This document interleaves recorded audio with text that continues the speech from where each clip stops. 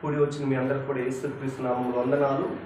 ఈరోజు దేవుడు మనతో మాట్లాడాలనుకుంటున్న వాక్యము చూడండి. యూదా రాసిన పత్రిక 1వ అధ్యాయము 20వ వచనం. ప్రియులారా, మీరు విశ్వసించు అతి పరిశుద్ధమైన దాని మీద మిమ్మల్ని మీరు కట్టుకొనుచు, పరిశుద్ధాత్మలో ప్రార్థన చేయుచు, నిత్య జీవార్థమైన మన ప్రభువు యేసుక్రీస్తు కనికరం కొరకు కనిపెట్టుచు దేవుని ప్రేమలో నిలుచున్నట్లు కాచుకొని ఉండుడి. దేవుడికి మహిమ కలుగును గాక. చూడండి ప్రియమైన సహోదరి సహోదరులారా, ఈరోజు దేవుడు మనతో మాట్లాడాలనుకుంటున్న వాక్యం ఏమిటంటే, మన హృదయాన్ని సరి చేసుకోమని దేవుడు సెలవిస్తున్నాడు. అయితే ఈరోజు మనిషి ఫెయిల్యూర్ అవుతున్నాడంటే ముఖ్య కారణం ఏమిటంటే హృదయం అనే ఆలోచన చాలా గొప్పది. దేవుడు మన యొక్క దేహంలో హృదయాన్ని ముఖ్యమైన అవయముగా, ముఖ్యమైన భాగముగా పెట్టి ఉన్నాడు. చూడండి, హృదయము ఆగిపోతే మన ప్రాణము పోతుంది. అందుకని దేవుడు ఈరోజు నీతో నాతో చెప్తున్న మాట ఏమిటంటే, మన హృదయాన్ని అతి పరిశుద్ధమైన దాని మీద కట్టుకుంటే మన జీవితాలు పరలోకానికి వెళ్తాయి. చూడండి, దేవుడు ఎంత గొప్ప దేవుడు అంటే, చూడండి దేవుని వాక్యము మరలా చదువుతాను. యూదా రాసిన పత్రిక 1వ అధ్యాయము 20వ వచనం. ఒకే అధ్యాయం ఉంటుంది. ప్రియులారా, మీరు విశ్వసించు అతి పరిశుద్ధమైన దాని మీద మిమ్మల్ని మీరు కట్టుకొనుచు, పరిశుద్ధాత్మలో ప్రార్థన చేయుచు, నిత్య జీవార్థమైన మన ప్రభువుకు యేసుక్రీస్తు కనికరము కొరకు కనిపెట్టుకొనుచు దేవుని ప్రేమలో నిల్చున్నట్లు కాచుకొని ఉండుడి. దేవుడికి మహిమ కలుగును గాక. ఈరోజు దేవుడు సెలవిస్తున్న వాక్యం ఏమిటంటే, మన హృదయాన్ని అతి పరిశుద్ధమైన దాని మీద కట్టుకోవాలి. మన పునాది అతి పరిశుద్ధమైన దాని మీద వేయాలి. ఈరోజు మనిషి ఫెయిల్యూర్ అవుతున్నాడంటే ముఖ్య కారణం ఏమిటంటే హృదయము అనేకమైన పాపపు ఆలోచనలతోనూ పాపపు తలంపులతోనూ నిండి ఉండటాన్ని దేవుడు చూస్తున్నాడు. మన హృదయం ఏదైతే నింపుకుంటుందో మన నోరు కూడా అదే పలుకుతుంది. అయితే దేవుడు నీతో నాతో చెప్తున్న మాట ఏమిటంటే, మన హృదయాన్ని సరి చేసుకోవాలి. ఇప్పటి వరకు దేవుడు మనల్ని కాపాడుతూనే వచ్చాడు. ఇప్పటి వరకు దేవుడు మనల్ని భరిస్తూనే వచ్చాడు. మన హృదయము పాపముతో నిండి ఉంటే మటుకు దేవుడు మనతో ఉండడు. మన హృదయంలో దేవుడు ఉండాలా, అపవాది ఉండాలా అనేది మనమే నిర్ణయించుకోవాలి. ఇద్దరు మనల్ని నడిపిస్తారు. ఒకరు దేవుడు, ఒకరు అపవాది. దేవుడు ఎప్పుడైతే మనల్ని నడిపిస్తాడో మన ఆత్మ, మన ప్రాణము పోయిన తర్వాత దేవుని దగ్గరికి చేరటానికి అవకాశం ఉంటుంది. మన ఆత్మ పరలోకానికి చేరాలంటే మన హృదయములో దేవుడు యొక్క సన్నిధి ఎల్లప్పుడూ ఉండాలి. అందుకని 1 కొరింథీయులకు రాసిన పత్రిక 6వ అధ్యాయం 19వ వచనంలో దేవుడు ఏమని చెప్తున్నాడంటే, నీవు దేవుని యొక్క ఆలయమై ఉన్నావు, నీవు విలువ పెట్టి కొనబడిన వ్యక్తివి, నీవు నా సొత్తు, నేను నిన్ను నా సిలువలో ప్రాణము పెట్టి నిన్ను కొన్నాను, రక్తము కార్చి నేను నిన్ను కొన్నాను. అందుకని ప్రియమైన సహోదరి సహోదరులారా, దేవుడు ఈరోజు మీతో నాతో చెప్తున్న మాట ఏమిటంటే, హృదయమును సరిచేసుకుంటే ఖచ్చితంగా దేవుడు మనల్ని ఒక ఉన్నతమైన స్థితిలో ఉంచుతాడు. హృదయమే మనలో సరిచేయబడకపోతే దేవుడు మనలో ఉండడు. హృదయం అనే ఆలయంలో దేవుడు ఉండాలంటే చూడండి, ఎప్పటికప్పుడు మనము వాక్యముతో సరి చేయబడాలి. వాక్యము 2 అంచులు ఖడ్గమై ఉన్నది కాబట్టి వాక్యము మన హృదయంలో నిండుగా ఉండాలి. మన హృదయం ఏదైతే నింపుకుంటుందో మన నోరు అదే పలుకుతుంది. అందుకని మన హృదయం పాపంతో నింపబడినప్పుడు మన నోరు కూడా పాపపు మాటలు మాట్లాడుతూ ఉంటుంది, పాపపు తలంపులు వస్తూ ఉంటాయి, పాపపు ఆలోచనలు వస్తూ ఉంటాయి. దేవుడు ఈరోజు నీతో చెప్తున్న వాక్య సందేశం ఏమిటంటే, నీ హృదయాన్ని సరి చేసుకోవడానికి ఇదిగో ఈ సంవత్సరంలో చివరి ఆదివారము నీకు అవకాశం ఇస్తున్నాడు. నీ హృదయం అన్నింటికంటే ఘోరమైనది, గొప్ప వ్యాధి కలిగినది. చూడండి, ఇర్మియా గ్రంథము 19వ అధ్యాయము 17వ అధ్యాయము 9వ వచనము నేను చదువుతాను. హృదయము అన్నింటికంటే మోసకరమైనది, అది ఘోరమైన వ్యాధి కలది, దాన్ని గ్రహింపగలవాడెవడు? ఒకని ప్రవర్తనను బట్టి వాని క్రియల ఫలము చొప్పున ప్రతీకారము చేయుటకు యెహోవా అను నేను హృదయమును పరిశోధించువాడను, అంతరింద్రియములను పరీక్షించువాడను. చూడండి, యూదా 1:20 మనం ఏమని చదివాము వాక్యము, అతి పరిశుద్ధమైన దాని మీద మిమ్మల్ని మీరు కట్టుకుంటే దేవుడు మీకు తోడై ఉండి పరలోకాన్ని మీకు ఇస్తాడు అనే వాక్యాన్ని మనం అక్కడ చదువుకున్నాం. అయితే మనం అతి పరిశుద్ధమైన దాని మీద మనం కట్టుకోవాలంటే ముఖ్యంగా మన హృదయాన్ని జాగ్రత్తగా కాపాడుకోవాలి. మన హృదయం ఘోరమైన వ్యాధి కలదంటండి, దానిని ఎవ్వరు గ్రహించలేరంట. ఎప్పుడు లోకంలో ఉన్న వాళ్ళు హృదయాన్ని గ్రహించలేరు. ఎవరైతే దేవుడిలో ఉంటారో, దేవుడు వాక్యాన్ని ధ్యానిస్తారో, ప్రార్థిస్తారో వారు మటుకు హృదయ ఆలోచనలను గ్రహించగలరు. అందుకని దేవుడు వాక్యం ఏమని సెలవిస్తున్నదంటే, నీ హృదయాన్ని ఎప్పటికప్పుడు దేవుని వాక్యముతో సరిచేసుకో. ప్రతిరోజు కూడా మనము ప్రార్థించాలి, వాక్యము చదవాలి. మనము పాపము చేస్తున్నామా లేదా అనేది వాక్యమే మనతో మాట్లాడుతుంది. వాక్యమే దేవుడే ఉన్నాడు, దేవుడే వాక్యమై ఉన్నది, ఆ వాక్యమే శరీరధారై వచ్చి ఉన్నాడు. అందుకని దేవుడు నీతో నాతో చెప్తున్న మాట ఏమిటో తెలుసా? నీ హృదయము వాక్యముతో నింపుకో. నీ హృదయం వాక్యంతో నింపుకోకుండా శరీర క్రియలతోనూ, కామ కోరికలతోనూ, వ్యభిచార క్రియలతోనూ నింపుకున్నామంటే మన హృదయము పాపానికి దారి తీస్తుంది. పాపము జీతము మరణం. అందుకని దేవుడు చెప్తున్న మాట ఏమిటో తెలుసా?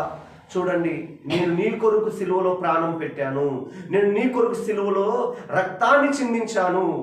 నేను కూడా మనిషిగా జీవించి మనిషిగా ఒక బ్రతకగలగటం ఎలాగనో నేను బ్రతికి చూపించాను. దేవుడే మనిషిగా వచ్చింది దేనికంటే, ఒక మనిషి పాపం లేకుండా జీవించగలడని చెప్పటానికి దేవుడే భూమి మీదకు మనిషిగా వచ్చాడు.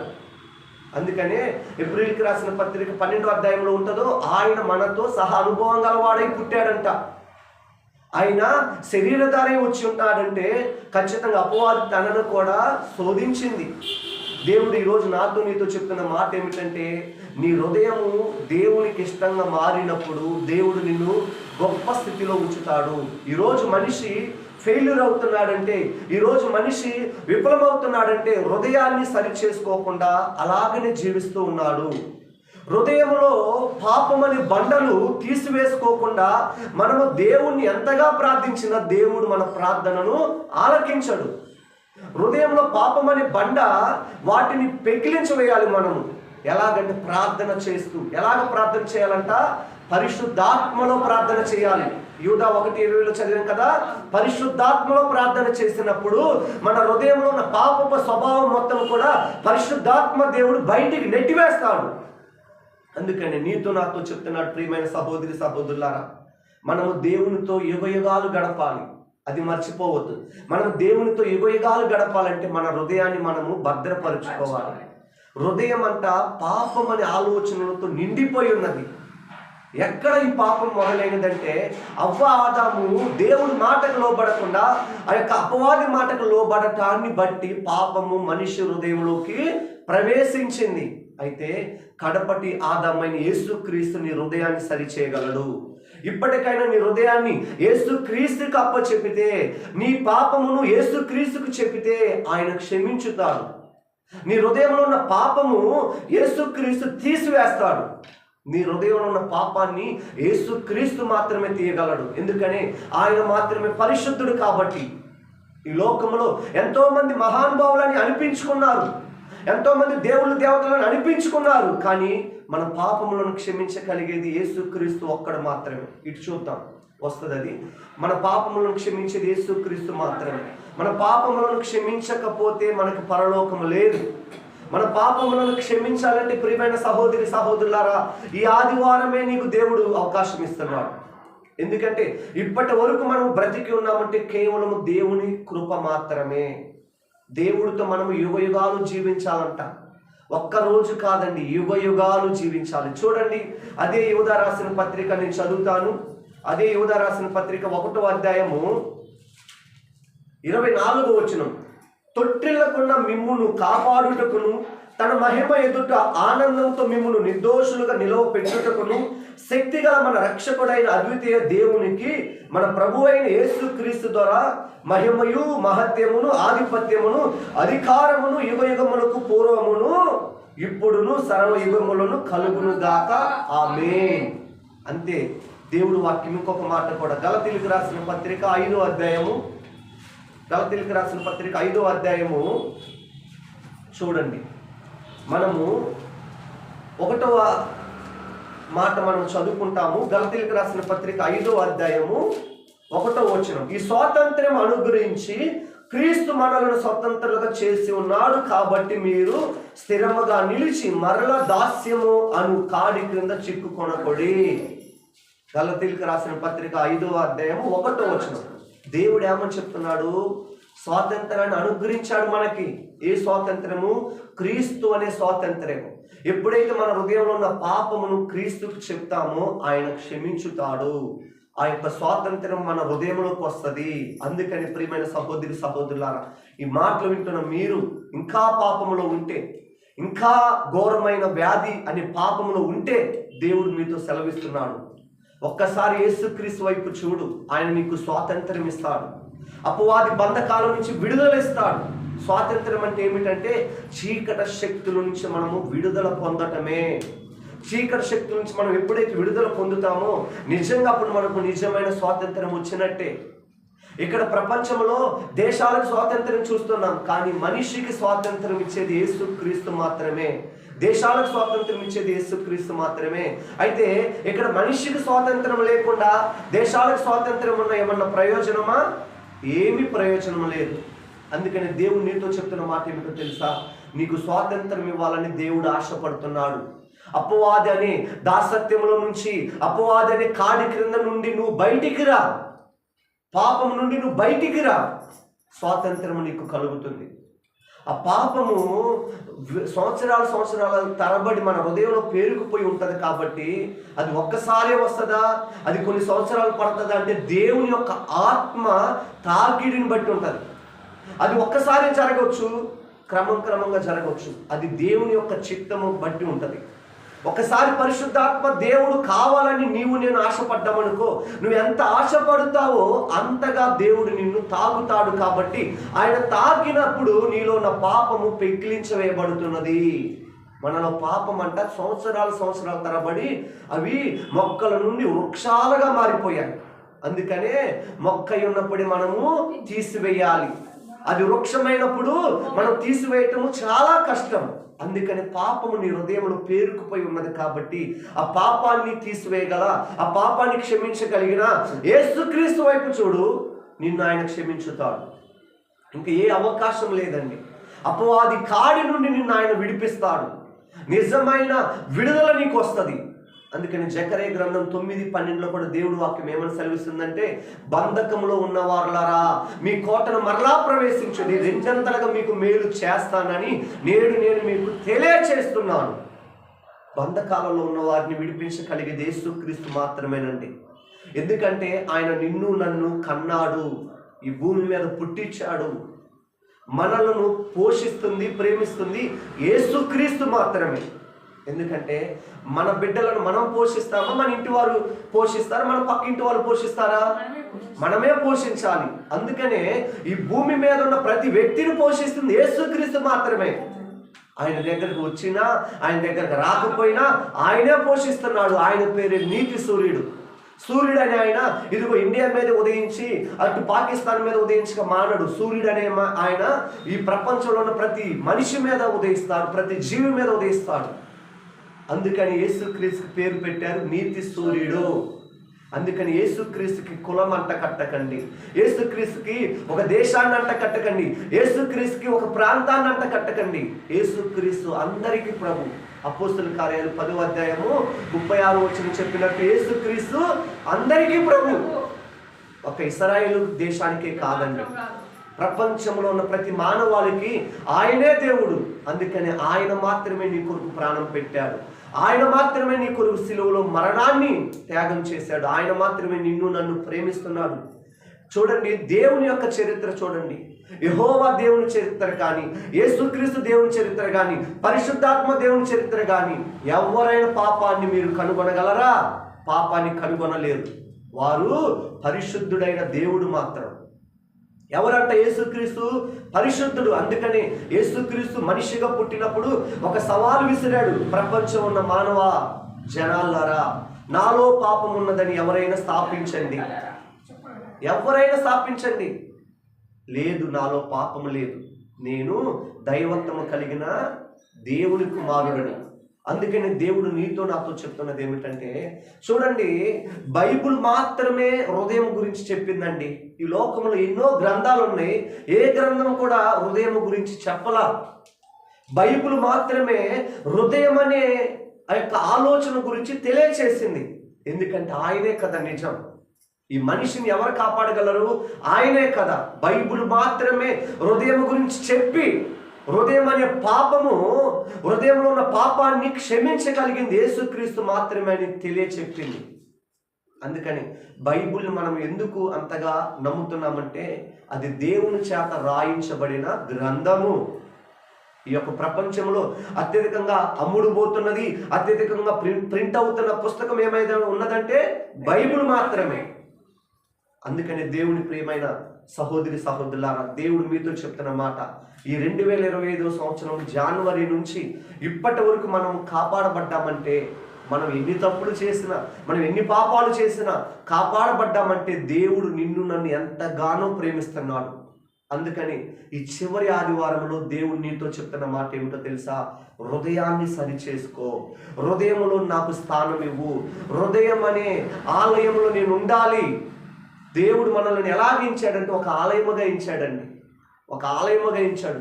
ఒక మనిషిగా ఎంచిన మనలని ఆ మనిషిలో కూడా దైవత్వం ఉండాలని ఆ మనిషి దేహాన్ని దేవుడు ఆలయముగా ఎంచాడు. అందుకని దేవుడు నీతో నాతో చెప్తున్నాడు, మరి నీ ఆలయంలో నాకు చోటిస్తావా?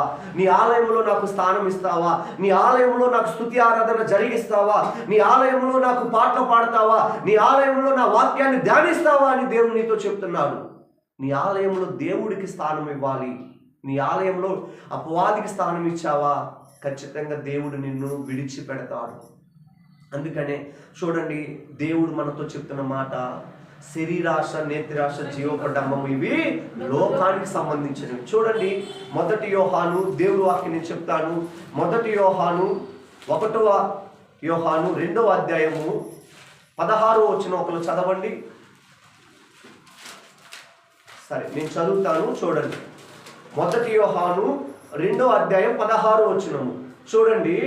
లోకములో ఉన్నదంతయు అనగా శరీరాశయు, నేత్రాశయు, జీవపడంబమును తండ్రి వలన పుట్టినవి కావు, అవి లోక సంబంధమైనవే. లోకమును దాని ఆశయు గతించిపోవచ్చున్నవి, కానీ దేవుని చిత్తమును జరిగించువాడు నిరంతరము నిలుచును. దేవుడికి మహిమ కలుగును గాక. ఇదిగోండి, చూడండి, ఇక్కడ నుంచి మెయిన్ మెసేజ్ చూడండి. లోకంలో ఉన్నదంతా శరీరాశ, నేత్రాశ, జీవపడంబం, ఇవి దేవుని వలన పుట్టినవే కావండి, అపవాది ద్వారా పుట్టించినవి. 1 యోహాను 1వ అధ్యాయము 2వ అధ్యాయం 16వ వచనం. దేవుడు నీతో నాతో చెప్తున్నది ఏమిటో తెలుసా? లోకము గతించిపోతుంది, ఒకరోజు రాబోతుంది. లోకము దాని ఆశలు గతించిపోయే రోజు రాబోతున్నది. అందుకని దేవుడు నీతో నాతో చెప్తున్నాడు, నువ్వు శరీరాశ నుంచి విడిపించబడాలి, నువ్వు లోకాశ నుంచి విడిపించబడాలి. శరీరాశ అంటే లోకంలో ఉన్న ఆశలు మాత్రమే. ఈ శరీరాశ, ఈ నేత్రాశ, ఈ జీవపడంబం నుంచి నీవు ఎప్పుడైతే విడుదల పొందుతావో నీ హృదయంలో నుండి పాపము బయటికి వెళుతుంది. అప్పుడు నీ హృదయంలో దేవుడికి స్థానం ఉంటుంది. ప్రియమైన సహోదరి సహోదరులారా, దేవుడి వాక్యము చాలా చక్కగా విని రాసుకొని నమ్మండి, ఆ వాక్య ప్రకారం నడవండి. అందుకే కదా చెప్పిన మాట దేవుడు విలువ కట్టాడు. ఆయన మాట బంగారము కంటే గొప్పది, ఆయన మాట వజ్రాల కంటే గొప్పది. దేవుడి మాట ఏదో మనం ఒక ఎగ్జిబిషన్కి వచ్చినట్టు, ఏదో ఒక టైం పాస్కి వచ్చినట్టు అలా విడిచిపెట్టకండి.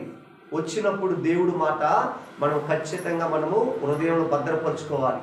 దేవుడు నీతో నాతో చెప్తున్నది ఏంటి? శరీరాశ కలిగి ఉన్నావా, నేత్రాశ కలిగి ఉన్నావా, జీవపడంబం కలిగి ఉన్నావా? విడిచిపెట్టు. నీ హృదయాన్ని నేను బాగు చేస్తాను, నీ హృదయంలో నేను నివసిస్తాను, నీ హృదయంలో దేవుడికి స్థానం ఇవ్వు. చూడండి, ఒక ఉపమానం చెప్తాను. దేవుడు మనతో చెప్తున్న మాట ఏమిటంటే, ఫర్ ఎగ్జాంపుల్ ఎన్నో ఉపమానాలు ఉన్నాయి, ఎంతోమంది సేవకులు ఉపమానాలు చెప్తూ ఉంటారు. ఫర్ ఎగ్జాంపుల్ నాకు కలిగించిన ఉపమానం ఏమిటంటే, ఫర్ ఎగ్జాంపుల్ దేవుడు మనలను పరలోకానికి తీసుకువెళ్ళాలంటే ఎలాగ తీసుకువెళ్తాడు చెప్పండి? మన హృదయములో ఆయన నివసిస్తేనే తీసుకెళ్తాడు. ఇప్పుడు ఫర్ ఎగ్జాంపుల్ ఒక ట్రైన్ కావచ్చు, ఒక ఫ్లైట్ కావచ్చు, ఒక ప్రాంతం నుండి ఒక ప్రాంతానికి వెళ్ళాలంటే డ్రైవర్ కావాలా లేదా? డ్రైవర్ లేకుండా వెళ్తుందా? వెళ్ళదు. మనలో కూడా దేవుడు నివసించి మనలను ఆయన డ్రైవ్ చేస్తే మన ఆత్మ, మన ప్రాణము పోయిన తర్వాత దేవుడి దగ్గరికి వెళ్తుంది. మనలో దేవుడు డ్రైవ్ చేయాలా, అపవాది డ్రైవ్ చేయాలా, అది నీ చేతుల్లోనే ఉన్నది. మనలను అపవాది నడిపించాలా, దేవుడు నడిపించాలా, నీ చేతుల్లోనే ఉన్నది. నిన్ను దేవుడు నడిపించాలంటే ఖచ్చితంగా నీవు చేసిన పాపమును ఒప్పుకొని విడిచిపెట్టి మరలా చేయకు. దేవుడు నీకు తోడే ఉంటాడు, దేవుడు నిన్ను నడిపిస్తాడు. దేవుడు బైబిల్లో ఇచ్చిన ప్రతి వాగ్దానాన్ని నీ కొరకు, నా కొరకే ఇచ్చాడు. ఇప్పుడు న్యూ ఇయర్ రాబోతుంది, వాగ్దానాలు ఇస్తాం, ఎక్కడో ఒక వాగ్దానం ఇస్తాం మనం. కానీ ఒక్క వాగ్దానమే నీ జీవితంలో నెరవేర్చబడితే నువ్వు పరలోకానికి వెళ్తావా? బైబిల్లో ఉన్న ప్రతి వాగ్దానం నీ జీవితంలో నెరవేర్చబడాలి, టైం టు టైం. అది కేవలము నీ హృదయంలో దేవుడు నివసిస్తే మాత్రమే అవి నెరవేర్చబడతాయి. నీ హృదయంలో దేవుడు నివసించకపోతే, అపవాది నివసిస్తే ఖచ్చితంగా నీవు నరకానికి వెళ్తావు. దేవుడు నీతో నాతో చెప్తున్న మాట, ఇన్ని సంవత్సరాలు బ్రతికున్నామంటే కేవలం దేవుడు దయా, దేవుడు కృప. అందుకని చూడండి ప్రియమైన సహోదరి సహోదరులారా, నీ హృదయంలో దేవుడు నివసిస్తే ఎలా ఉంటుంది, నీ హృదయంలో అపవాది నివసిస్తే ఎలా ఉంటుందో కొన్ని మాటలు మనం చూద్దాం. చూడండి, గలతీయులకు రాసిన పత్రిక 5వ అధ్యాయము నేను చదువుతాను. గలతీయులకు రాసిన పత్రిక 5వ అధ్యాయము 16వ వచనం నుంచి 26వ వచనాల వరకు ఈరోజు మనం ధ్యానించుకుందాం. నీ హృదయంలో దేవుడుండి నిన్ను నడిపిస్తే ఎలా ఉంటుంది, నీ హృదయంలో అపవాది ఉండి నిన్ను నడిపిస్తే ఎలా ఉంటుంది, ఇక్కడ చెప్పబడుతున్న మాటలే ప్రాముఖ్యం. చూడండి, నేను చెప్పినది ఏమనగా ఆత్మానుసారంగా నడుచుకుని అప్పుడు మీరు శరీరేచ్ఛను నెరవేర్చను. శరీరము ఆత్మకును, ఆత్మ శరీరమునకు విరోధముగా ఆపేక్షించును. ఒక్కొక్క మాట ధ్యానించుకుంటూ వద్దాం. చూడండి, దేవుడు ఏమని చెప్తున్నాడు, నువ్వు ఆత్మానుసారముగా నడుచుకో. నువ్వు ఎప్పుడైతే ఆత్మానుసారంగా నడుచుకుంటావో నీ శరీర క్రియలు చంపబడతాయి. నీ శరీర క్రియలు ఏమిటంట? శరీరాశ, నేత్రాశ, జీవపడంబం. ఇవి ఎప్పుడైతే నీలో ప్రవేశించాయో వాటిని నువ్వు చంపివేయాలంటే నువ్వు ఆత్మచేత నడిపించబడాలి. ఏ ఆత్మచేత అంటే పరిశుద్ధాత్మ శక్తి అనే పరిశుద్ధాత్మ చేత నువ్వు నడిపించబడాలి. పరిశుద్ధాత్మ చేత నడిపించబడుతూ నీ ఆత్మను నిందారహితంగా మార్చుకుంటేనే నీకు పరలోకం. పరిశుద్ధాత్మ శక్తిని పొందుకుంటే నీ ఆత్మలో నిందారహితము అనేది ఏర్పాటు అవుతుంది. నీవు నిందారహితంగా ఉండాలంటే, నీ ఆత్మ కల్మషం లేకుండా పరిశుద్ధంగా ఉండాలంటే ఖచ్చితంగా నీ ఆత్మను దేవుడు నడిపించాలి. యేసుక్రీస్తు నీ హృదయంలో ఉండి నీ ఆత్మను నడిపించునుగాక. యేసుక్రీస్తు మాత్రమే మన ఆత్మను నడిపించునుగాక. యేసుక్రీస్తు నీతో నాతో చెప్తున్న మాట ఏంటో తెలుసా? శరీరానికి ఆత్మకు పొంతన లేదు. ఆత్మ ఏమని చెప్తుంది? ఇదిగో ప్రార్థించు, ఇదిగో వాక్యము చదువు, ఇదిగో దేవుడి పరిచర్య చెయ్యి, ఇదిగో దేవుడి మందిరాన్ని నువ్వు ప్రేమించు, ఇదిగో దేవుణ్ణి ప్రేమించు అని ఆత్మ చెప్తుంది. ఎప్పుడైతే దేవుడు నడిపిస్తాడో అప్పుడు. ఒకవేళ మనల్ని అపవాది నడిపించిందనుకో, నిద్రించు, సుఖించు, సుఖంగా నువ్వు గడుపు, పాపములో నడువు అని అపవాది ప్రేరేపిస్తుంది. అందుకని ఆత్మకు శరీరానికి పొంతన లేదండి. మనలో ఏమేమి ఉంటాయి? ప్రాణం ఉంటుంది, ఆత్మ ఉంటుంది, ఆ యొక్క దేహం. ఈ మూడు మనం కలిగి ఉంటాం. అయితే ఈ ప్రాణాత్మక దేహము ఈ ఆత్మ చేత నడిపించబడాలి, పరిశుద్ధాత్మ చేత నడిపించబడాలి. అమ్మ, అర్థమవుతుంది? దేవుడి వాక్యము చక్కగా అర్థం అవ్వాలి. చివరి ఆదివారము ఈ వాక్యము ఈ 26వ సంవత్సరం అంతా క్యారీ చేయాలి. ఏమిటంట? ఈ 25వ సంవత్సరంలో మనము హృదయము ద్వారా చేసిన ప్రతి తప్పుని ప్రభువు దగ్గర ఒప్పుకుంటే క్షమించుతాడు. ఈ 26వ సంవత్సరంలో మరలా తప్పు చేయకూడదు. ఈ 26వ సంవత్సరం నుంచి, రాబోయే 26వ సంవత్సరం నుంచి మనం ఆత్మానుసారులుగా నడుచుదుముగాక. శరీరాన్ని ఎప్పటికప్పుడు మనం నలగగొట్టుదుముగాక. శరీరాన్ని అంటే అపోస్తలుడైన పౌలు ఏం చేశాడు? ఎప్పటికప్పుడు నలగగొట్టుకున్నాడు. అలాంటి అపోస్తలుడైన పౌలుకే తప్పలా శరీరాశ. నేత్రాశ, జీవపడంబం. కానీ ఏం చేశారంటే పౌలు తన దేహాన్ని నలగగొట్టుకున్నాడు. తన దేహాన్ని ఎప్పటికప్పుడు నలగగొట్టుకొని ఆత్మను నిందారహితంగా మార్చుకొని పరలోకానికి చేరుకున్నాడండి. అపోస్తుడైన పౌలు అంటే ఎవరు? ఆ యొక్క దేవుని యొక్క సన్నిధిని ఎప్పుడైతే వ్యతిరేకించటం మొదలు పెట్టాడో దేవుడు తనను ప్రేమించటం మొదలు పెట్టాడు. ఎంత ఆశ్చర్యం చూడండి. అపోస్తుడైన పౌలు దేవుడి సన్నిధిని వ్యతిరేకించటం మొదలుపెట్టినప్పటి నుండి దేవుడు తనను బహుబలంగా ప్రేమించాడు. ఎప్పుడైతే అపోస్తుడైన పౌలుని దేవుడు దర్శించాడో అప్పటి నుంచి అపోస్తుడైన పౌలు దేవుని బలంగా ప్రేమించాడు. దేవుడికి మహిమ కలుగునుగాక. ఎంత గొప్ప భాగ్యం అండి. దేవుడి ప్రేమ ఎంతో గొప్పది, అది మరువలేనిది, అది మనము వెలకట్టలేనిది. అందుకని దేవుడు నీతో నాతో చెప్తున్నాడు, పరిశుద్ధాత్మ చేత మనం నడిపించుదాం కాక. మనము పరిశుద్ధాత్మ శక్తితో ఎల్లప్పుడూ మనము పరిశుద్ధంగా మిగలబడుదుము గాక. ఎందుకంటే అండి, నీవు నేను పరలోకానికి వెళ్ళాలంటే అంత ఆషామాష కాదమ్మా. తెలుసుకోవాలి, అందరూ దేవుడేంటో తెలుసుకోవాలి. ఏదో మోసగా మూఢభక్తికి ఇలా చేస్తే కుదరదు. పరలోకానికి వెళ్ళలేం. పరలోకానికి వెళ్ళాలంటే మనం ఆత్మలో కల్మషము లేకుండా పరిశుద్ధంగా నిందారహితంగా దేవుడికి ఇష్టంగా బ్రతికినప్పుడే మనకు పరలోకం. మన మనోనేత్రాలు వెలిగించబడాలి, మన చెవులు ఆత్మ చెప్తున్న మాటలు వినాలి. చాలా మంది వినలేకపోతున్నారు. ఎందుకంటే వారి ఆత్మ నేత్రాలు ముయ్యబడ్డాయి, చెవులు ముయ్యబడ్డాయి.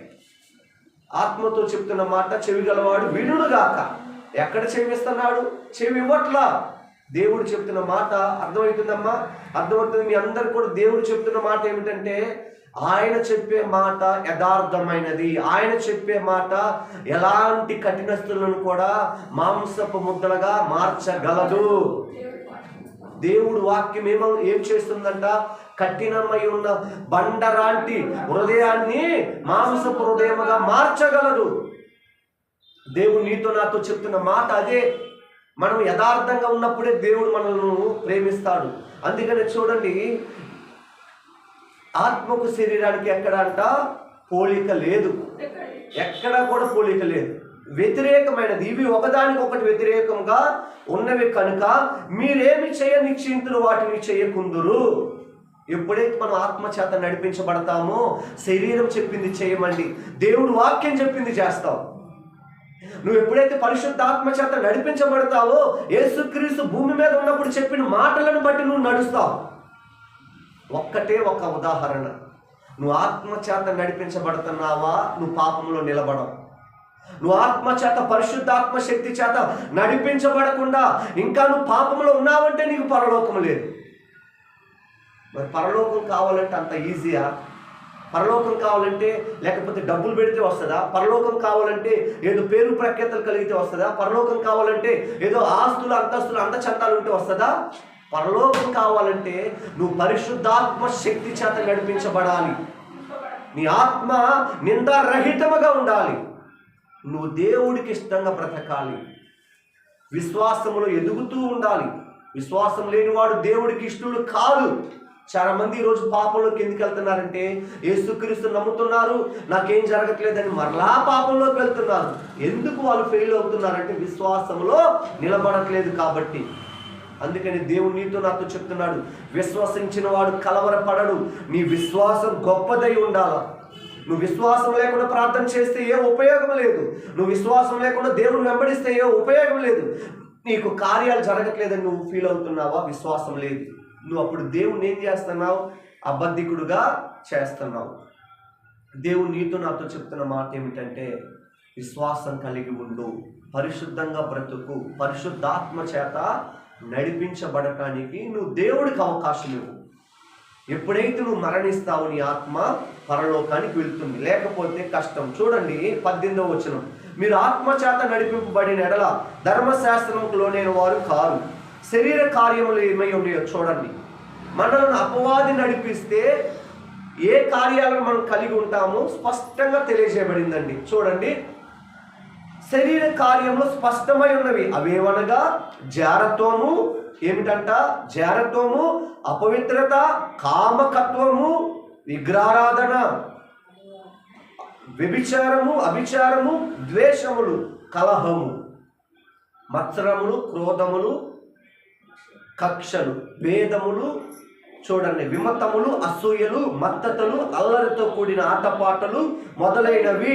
వీటిని గురించి నేను మునుపు చెప్పిన ప్రకారం ఇట్టి వాటిని చేయువారు దేవుని రాజ్యమును స్వతంత్రించుకొనరని మీతో స్పష్టంగా చెప్పుచున్నాను. ఈరోజు దేవుడు మీతో చెప్తున్నది ఏమిటంటే, నీ హృదయాన్ని సరి చేసుకుంటే నేను నీకు నా రాజ్యంలో స్థానం ఇస్తాను. నీ హృదయాన్ని నువ్వు సరి చేసుకుంటే నేను నాతో పాటు నిన్ను యుగయుగాలు పరలోకములో స్థానం ఉంచుతాను, నీకు స్థానం ఇస్తాను. నువ్వు ఎప్పుడైతే హృదయాన్ని పరిశుద్ధపరుచుకుంటావో, పాపాన్ని విడిచిపెడతావో, దేవుడికి ఇష్టంగా బ్రతుకుతావో, దేవుడి ఆజ్ఞలకు లోబడి బ్రతుకుతావో, దేవుని యొక్క సన్నిధిని నువ్వు ఎప్పుడైతే అనుభవిస్తావో యుగయుగాలు పరలోకంలో నువ్వు ఆయనతో పాటు నివసించవచ్చు. లేకపోతే కష్టం. పరలోకంలో నువ్వు నివసించాలంటే శరీర క్రియలని విసర్జించునుమగాక. ఆమేన్. శరీర క్రియలు ఏంటి అని అర్థమైనయా? నిన్ను నన్ను అపవాది నడిపిస్తే అంట, ఇదిగో ఏమేమి కలిగి ఉంటాము?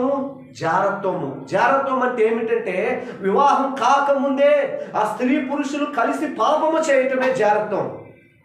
వ్యభిచారం ఏమిటంటే, వివాహం అయిన తర్వాత అక్రమ సంబంధాలు కలిగి ఉండి పాపము చేయటమే వ్యభిచారం. ఇవి కనుక నువ్వు నేను కలిగి ఉంటే పరలోకం లేదు. ఇవి కనుక మనం కలిగి ఉంటే దేవుని రాజ్యంలో మనము నివసించలేము. అపవిత్రమైన కార్యాలు చేసిన ఏ ఒక్కరికి కూడా పరిశుద్ధమైన లోకములో స్థానము లేదు. ఆయన ఎక్కడున్నాడంటే అతి పరిశుద్ధమైన స్థలంలో ఉన్నాడు. నీవు నేను అతి పరిశుద్ధమైన స్థలంలోకి వెళ్ళాలంటే ఈ భూమి మీద అతి పరిశుద్ధమైన దాని మీద మనం పునాది వేసుకోవాలి. యేసుక్రీస్తు బండ మీద మనం పునాది వేసుకోవాలి. అప్పుడే మనము పరలోకానికి వెళ్ళగలం. అపవాది నిన్ను నడిపిస్తే నువ్వు పరలోకానికి రాలేవు. అపవాదికి ఎందుకు ఇంత భయం అంటే, అపవాదికి పరలోకంలో స్థానము లేదు. తనకి స్థానం లేదు, వెళ్ళే వారిని వెళ్ళకుండా ఆపాలని చూస్తుంది. అపవాది మాయలతో, మంత్రాలతో అపవాది అనేకులను మాయ చేస్తున్నది. అపవాది చేసే మాయలను గుర్తుపట్టాలంటే నిజమైన దేవుడు యేసుక్రీస్తును గుర్తుపట్టాలి. ఆయన వాక్యం అదే కదా సెలవిస్తుంది. యోహాను సువార్త 14:6లో, నేనే సత్యము, నేనే జీవము, నేనే మార్గము, నా ద్వారానే తండ్రి దగ్గరికి మీరు రావాలి తప్ప ఏ మార్గము లేదు. ఈ లోకంలో చాలా మంది అనుకుంటున్నారు స్వర్గానికి వెళ్ళాలంటే ఎన్నో మార్గాలు ఉన్నాయి అనుకుంటున్నారు. లేదు లేదు, ఒక యేసుక్రీస్తు మార్గము తప్ప పరలోకానికి రావటానికి, అదే స్వర్గానికి రావటానికి వేరొక మార్గము లేదు. నువ్వు స్వర్గంలో ఉండాలంటే ఖచ్చితంగా ఆత్మ చేత నడిపించబడాలి, యేసుక్రీస్తు చేత నడిపించబడాలి, పరిశుద్ధాత్మ శక్తి చేత నడిపించబడాలి. పాపమును విడిచిపెట్టాలి, వ్యభిచారాన్ని విడిచిపెట్టాలి, నరహత్యలు మానాలి, దొంగతనాలు మానాలి, కోపం మానాలి, ద్వేషం మానాలి, అసూయ మానాలి, అల్లరితో కూడిన ఆటపాటలు మానివేయాలి, మత్తు పదార్థాలను మానివేయాలి. ఈరోజు ఈ హైదరాబాద్ మహాపట్నంలో ఎంతోమంది పాపం అనే డ్రగ్స్తో బానిసలై ఉన్నారండి. ఎంతోమంది వ్యభిచారంతో బానిసలై ఉన్నారు. ఎంతోమంది ఆన్లైన్ బెట్టింగ్లకి బానిసలై ఉన్నారు. వారికి పరలోకం లేదు.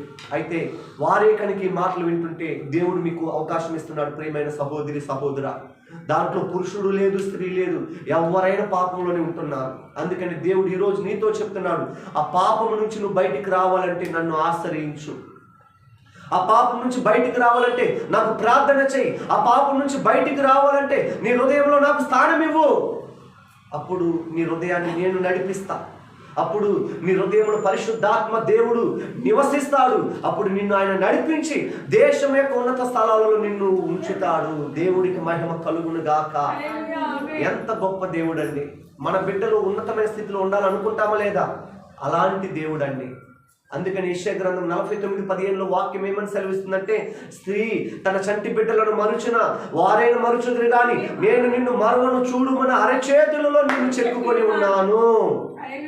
దేవుడికి మహిమ కలుగును గాక. ఆయనే మనలను పుట్టించాడండి. ఆయన మనలను మరిచిపోడు. మన తల్లి మనల్ని మర్చిపోవచ్చు, మన ఇంటి వారు మనల్ని విడిచిపోవచ్చు, మన రక్త సంబంధం మనకి దూరం అవ్వచ్చు. నువ్వు యేసుక్రీస్తు నమ్ముతున్నావంటే ఈరోజు నిన్ను ఎంతో మంది విడిచిపెట్టవచ్చు, కానీ యేసుక్రీస్తు నిన్ను విడిచిపెట్టడు.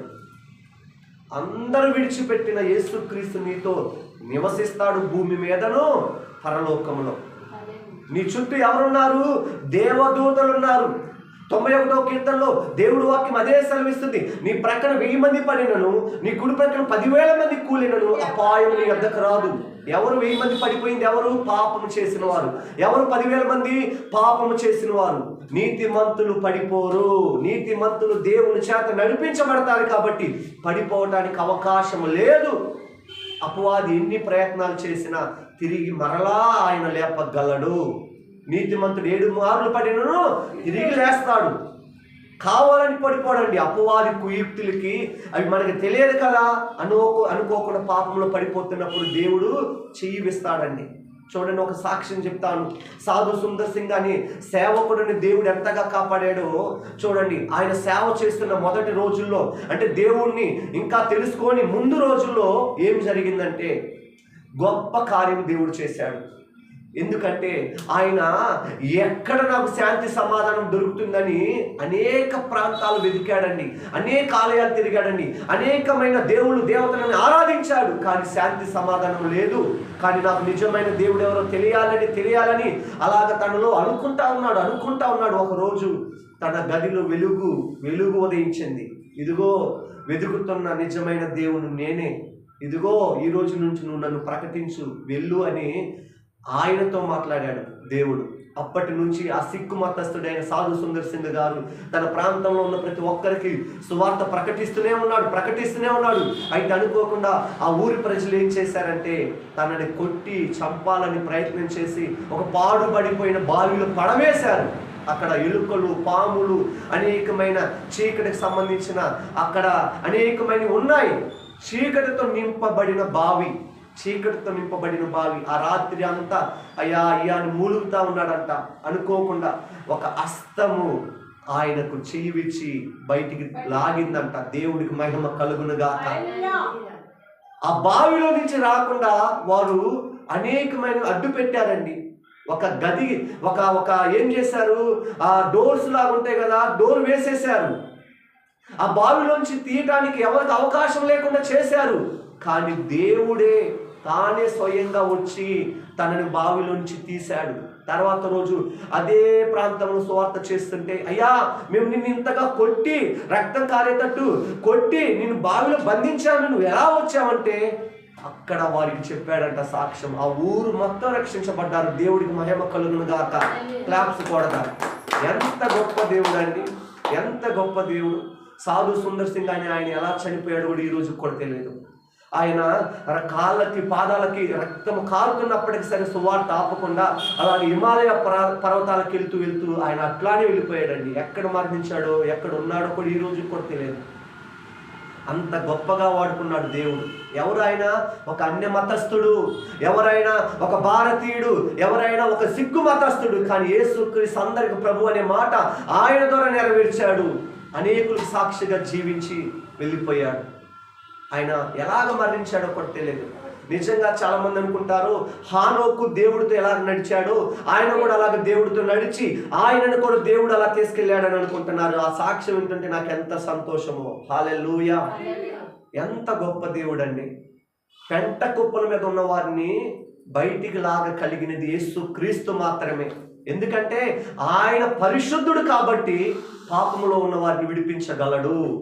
చూడండి, ఆత్మచేత నడిపించబడితే నువ్వేం చేస్తావో త్వరగా నేను ముగిస్తాను, చెప్తాను. చూడండి, నీవే కనుక దేవుని చేత నడిపించబడితే వీటిని గురించి నేను మునుపు చెప్పిన ప్రకారం ఇట్టి వాటిని చేయువారు దేవుని రాజ్యంలో స్వతంత్రించుకున్నారని మీతో స్పష్టంగా చెప్పుచున్నాను.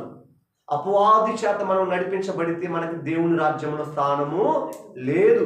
అయితే ఆత్మ ఫలమేమనగా చూడండి, ప్రేమ, సంతోషము, సమాధానము, దీర్ఘశాంతము, దయాలత్వము, మంచితనము, విశ్వాసము, సాత్వికము, ఆశానిగ్రహము, ఇట్టి వాటికి విరోధమైన నియమం ఏదియూ లేదు. క్రీస్తు యేసు సంబంధులు శరీరమును దాని ఈచ్ఛలతోను దురాశలతోనూ సిలువ వేసి ఉన్నారు. అదండి, నీవే కనుక ఆత్మచేత నడిపించబడితే ప్రేమ కలిగి ఉంటావు, ఇతరుల పట్ల ప్రేమ కలిగి ఉంటావు, దేవుడి ఆజ్ఞను నెరవేర్చుతావు, నిన్ను వలె నీ పొరుగువాడిని ప్రేమిస్తావు, ప్రేమ ఉంటుంది, సంతోషంగా ఉంటావు. నీకు దేవుడే నీతో ఉంటే ఎవరు నిన్ను విడిచిపోయినా లేకపోతే సమయానికి నీ తోటి వారు మరణించినా, నీ భర్త మరణించినా, నీ భార్య మరణించినా, నీ ఇంటి వారు మరణించినా యేసుక్రీస్తు నీతో ఉన్నాడు కాబట్టి నీకు సంతోషమే ఉంటుంది. అయితే ఏ వ్యక్తులైనా మరణిస్తే కొంచెం బాధ ఉంటుంది, కొంచెం ఏడుపు ఉంటుంది, ఎందుకంటే వారితో ఉన్న శారీరక సంబంధాన్ని బట్టి. కానీ నువ్వు దేవుని ఆత్మచేత నడిపించబడితే నువ్వు తిరిగి త్వరగా కోలుకోగలవు, తిరిగి మరలా సంతోషానికి రాగలవు. అందుకని దేవుడు వాక్యం ఏమని సెలవిస్తుందంటే, నా బిడ్డలంటా రాత్రి వేళను ఏడిచినను ఉదయకాలమున సంతోషంగా నింపుతాను. ఈరోజు నువ్వు ఎవరిని కోల్పోయి ఏడుస్తున్నావు, కానీ దేవుడు నీతో ఉన్నాడని మర్చిపోకు. నీకు ఎవరు దూరమయ్యారని నువ్వు ఏడుస్తున్నావు, దేవుడు నీతో ఉన్నాడు మర్చిపోకు. ఎంతోమంది ఈరోజు మనుషులను తృణీకరిస్తున్నారు, బ్రతికున్నప్పుడు తృణీకరిస్తున్నారు, చనిపోయిన తర్వాత అయ్యో అయ్యో అని కేకలు వేసిన ఏమీ ప్రయోజనం లేదు. బ్రతికున్నప్పుడే నీవు నీ రక్త సంబంధితో ప్రేమగా ఉండు, నీ భర్తతో ప్రేమగా ఉండు, నీ భార్యతో ప్రేమగా ఉండు. ఇది యేసుక్రీస్తు చెప్తున్న మాట. నీవు బ్రతికున్నప్పుడే నువ్వు ఇతరులతో ప్రేమగా లేకుండా నువ్వు ఇతరులను క్షమించకపోతే దేవుడు నిన్ను క్షమించడు. ఎన్నిసార్లు మనం క్షమించినా కుదవలేదండి. ఎన్నిసార్లైనా క్షమించాలి మనం. 70 సార్లు ఎన్నిసార్లైనా క్షమించాలి.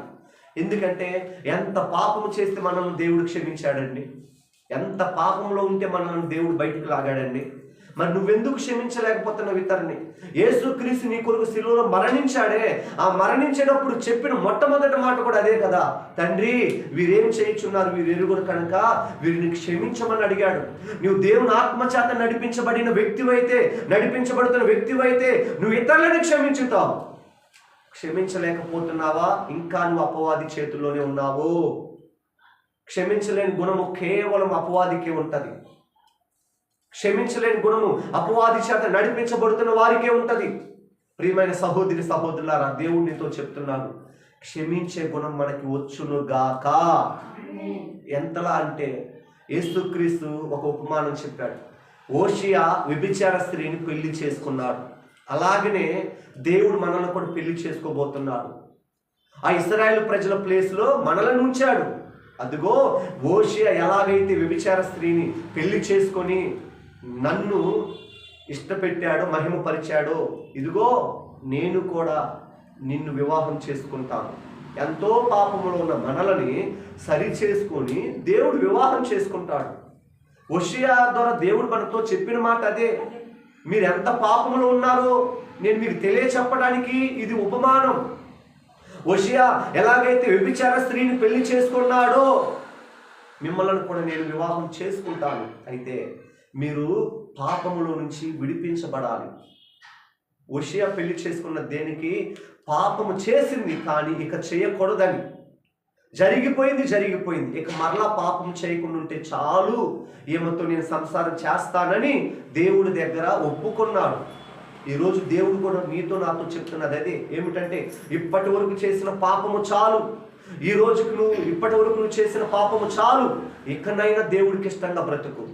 నేను నిన్ను వివాహం చేసుకుంటాను, నేను నిన్ను వివాహం చేసుకుని యుగయుగాలు నాతో పాటు నువ్వు ఉండగలవు. వివాహం అంటే ఈ లోక సంబంధమైన వివాహం కాదండి. పరలోకములో దేవుడితో మనం యుగయుగాలు ఉండటానికి ఆయన మనల్ని ఎదుర్కోవాలి కాబట్టి, ఆయన మన ఆత్మను తీసుకువెళ్ళాలి కాబట్టి, ఆయన మనతో పాటు యుగయుగాలు జీవించాలి కాబట్టి, మనం ఆయనతో పాటు యుగయుగాలు జీవించాలి కాబట్టి అది వివాహానికి సాదృశ్యంగా పెట్టారు.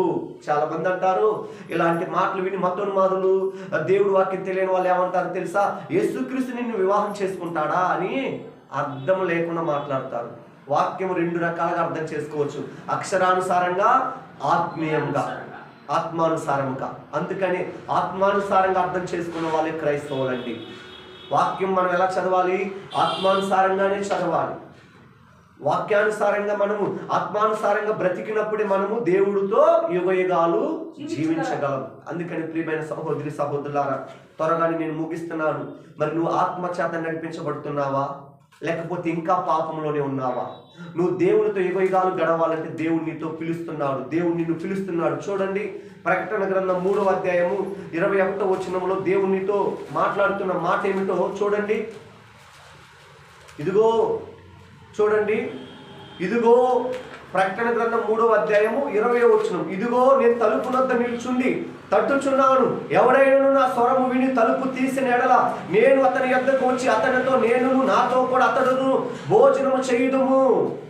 అది మనం దేవుని చేత నడిపించబడితే ఆయన మనతో పాటు భోజనం చేస్తాడు. పరలోకంలో మనము యుగయుగాలు జీవించగలుగుతాము. పరలోకంలో శాంతి, సమాధానం, సంతోషాలు ఉంటాయండి. కొట్టుకోటాలు, తిట్టుకోటాలు, నరహత్యలు, వ్యభిచారం ఇవి ఉండవు. పరలోకం అంటే పరిశుద్ధమైనది. కొన్ని గ్రంథాలు చెప్తున్నాయో స్వర్గంలో రంభావూరస్త్రీలు, అదిగో ఆ స్త్రీలు, అదిగో అలా ఉంటారు, ఇలా ఉంటారు. పాపం ఎక్కడా పాపమే, అక్కడ పాపమే. ఎంత దౌర్భాగ్యం రా బాబు. దేవుడేమో ఇదిగో ఈ పాపాన్ని విడిచిపెట్టు, అక్కడ నీకు పరిశుద్ధత ఇస్తానంటే దేవుడు వాక్యాన్ని కూడా వీరు వక్రీకరిస్తున్నారు. పరిశుద్ధుడైన దేవుడు నీతో నాతో చెప్తున్న మాట ఏమిటో తెలుసా? ఈ లోకంలో కూడా నిన్ను పరిశుద్ధంగానే జీవించాలని నేను పుట్టించాను, కానీ నువ్వు అపవాది మాట విని పాపంలో జీవించావు. అయితే నేను నీ కొరకు ప్రాణం పెట్టి, నీ కొరకు సిలువలో మరణించి, నీ కొరకు నేను అవమానం పొంది, నీ కొరకు నేను నిందలు పడి దెబ్బలు తిని, నీ కొరకు ప్రాణం పెట్టి తిరిగి నా దగ్గరికి రావాలని నేను నిన్ను పిలుస్తున్నాను. నీ హృదయం అనే తలుపు దగ్గర ఉండి, ఇదిగో నువ్వు నన్ను నమ్ముకో, నువ్వు నాతో పాటు యుగయుగాలు జీవిస్తావని పిలుస్తుంటే ఎవరు కూడా రావట్లా. యేసుక్రీస్తుని ఒక మతానికి అంటగట్టారు, యేసుక్రీస్తుని ఒక కులానికి అంటగట్టారు, యేసుక్రీస్తుని ఒక ప్రాంతానికి అంటగట్టారు. లేదు లేదు, దేవుడు అందరికీ దేవుడే. ఇదిగో ఆ దేవుడే నీతో మాట్లాడుతున్నాడు. హృదయం అనే తలుపు తడుతున్నాడు. ఇప్పుడే నీ హృదయం అనే తలుపు తీస్తే ఆయన నీతో పాటు జీవిస్తూ, ఆయన నీతో పాటు యుగయుగాలు కూడా ఉంటాడు. ఈ భూమి మీద నిన్ను నడిపిస్తాడు, పరలోకంలో యుగయుగాలు ఉంటాడు. ప్రియమైన సహోదరి సహోదరులారా, దేవుడు మాటకు నువ్వు లోబడి, దేవుడు మాటకు లోబడితే దేవుడితో పాటు యుగయుగాలు జీవిస్తాం. అందుకని దేవుడు వాక్యం ఏమని సెలవిస్తుందంటే, ఆయన చిత్తం చేయువాడు నిరంతరము నిలుచును. ఆయన చిత్తము చేయకుండా మనం ఏమీ చేయలేము. ఆకాశము గతించిపోవచ్చు, భూమి గతించిపోవచ్చు, ఆయన వాక్యము సున్నైనను పుల్లైనను గతించిపోదు.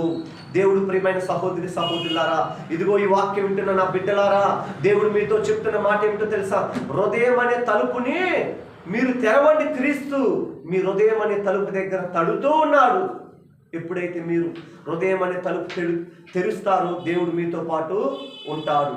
దేవుడు మీతో పాటు యుగయుగాలు జీవించాలంటే మీరు వాక్యానుసారంగా నడవాలి, పాపం నుంచి విడిపించబడాలి, ఆ యొక్క శాపం నుంచి విడిపించబడాలి.